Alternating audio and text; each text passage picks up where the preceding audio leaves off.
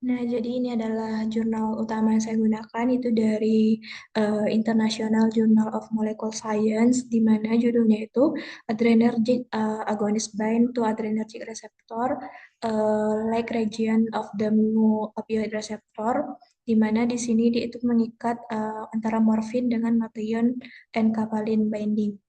Nah, pada jurnal ini dikatakan bahwa pengikatan agonis adrenergik dengan adanya opioid mengakibatkan opioid tertahan yang dapat berpengaruh terhadap jangka waktu daripada efek senyawa opioid tersebut.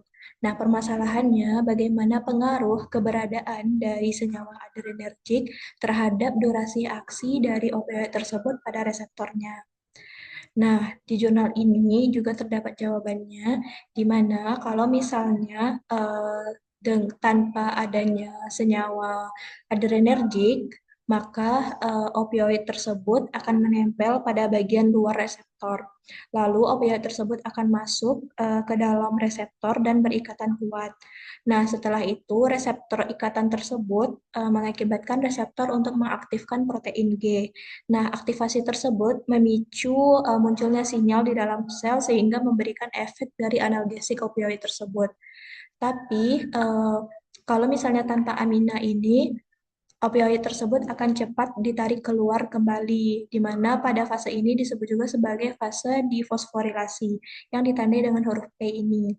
Nah, jadi reseptor tersebut akan difosforilasi menjadi bentuk yang tidak aktif, lalu akan ditarik masuk ke dalam sel.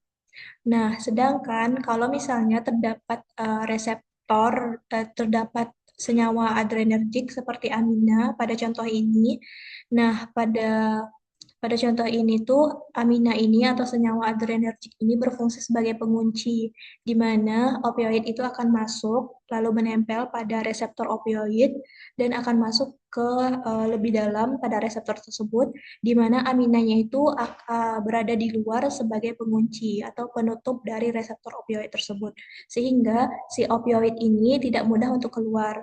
Nah, karena dia itu tidak mudah untuk keluar, akibatnya eh, ikatannya dengan ikatannya dengan protein G yang dapat mengaktifkan atau memberikan sinyal itu menjadi lebih lama.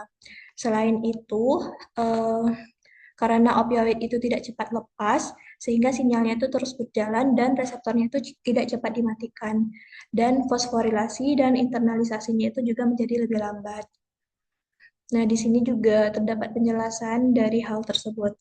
Lalu yang kedua, bagaimana perubahan struktur obat opioid dapat membantu menurunkan efek samping pada penggunaan opioid jangka panjang, di mana pada jurnal ini dikatakan bahwa pengikatan opioid tanpa adanya senyawa adrenergik dapat mengaktifkan pengikatan protein G yang dapat menyebabkan pelepasan gugus protein G dan fosforilasi reseptor atau FET yang mengarah ke penurunan regulasi dan internalisasi seluler. Nah, kalau misalnya tanpa senyawa adrenergik, maka akan pada saat yang sama akan diaktifkan jalur beta arestin.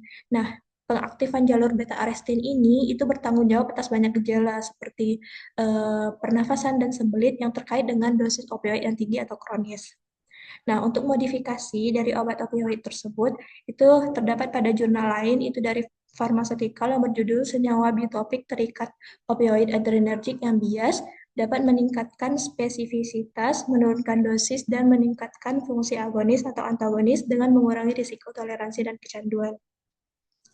Nah, salah satu contoh modifikasinya itu di sini ada obat heterobitopik agonis adrenergic opioid yang terikat, di mana di sini senyawa adrenergiknya itu adalah epinefrin, sedangkan opioidnya itu adalah morfin.